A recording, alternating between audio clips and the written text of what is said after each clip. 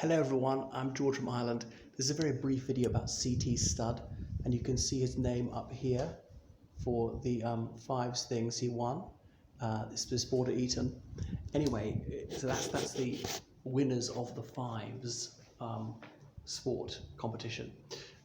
So C.T. Studd is best known as being a Christian missionary in China and Africa, and I'm back at Eton, the school that he went to rather before me. But he won that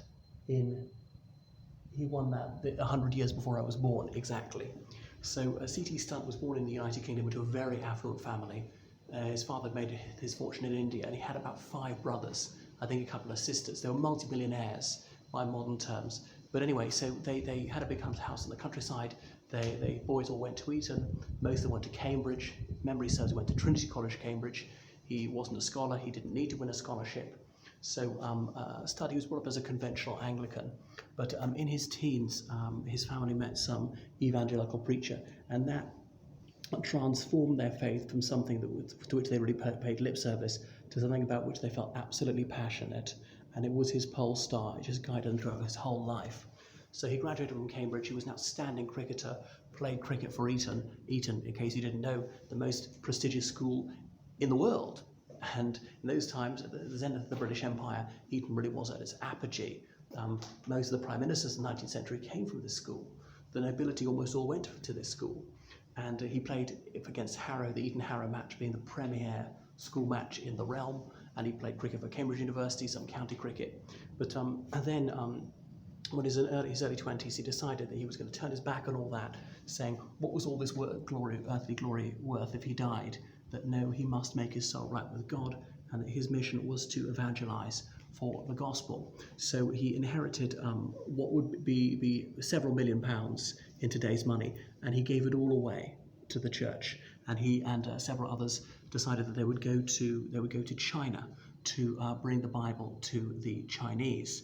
So they had a bit of training for that, and several other Cambridge graduates sailed for Cathay, and he got married out there to a British woman. They had several children. Both their sons died in infancy, but their daughters survived. He thought it was the Lord's doing because God had taken away their sons but left them their daughters so they could teach the Chinese that daughters were to be cherished just as much as sons, because unfortunately quite a few Chinese people at the time were openly sexist and thought boys were better, like it was a fact. But he said, no, you love your daughters just as much as you love your sons. You're grateful for any child. So after several years in China, he returned to the United Kingdom, and he decided that he would win more souls for Jesus Christ. So he set sail for the Congo, then a Belgian colony, and he went deep into the interior of the Congo, far, far away from the modern technology, 19th century technology. And he lived there till the day he died in about 1930. And he was honoured by the King of the Belgians, who was also the King of Congo, for his missionary work. It was a Catholic king who awarded him various medals for his devotion to duty. So C.T. Studd, he could have lived in great opulence, but he gave it all away for what he felt was a nobler mission. And he could have been, an international sportsman, could have been very wealthy, could have had a distinguished career in politics or anything like that. But there's a photo of him living outside his hut, and it really was a wooden hut he'd built with his own hands deep in the Congo, and happier there, felt he was doing the right thing, saying some would like to live within the sound of a chapel bell, but I would rather run a rescue shop within a yard of hell.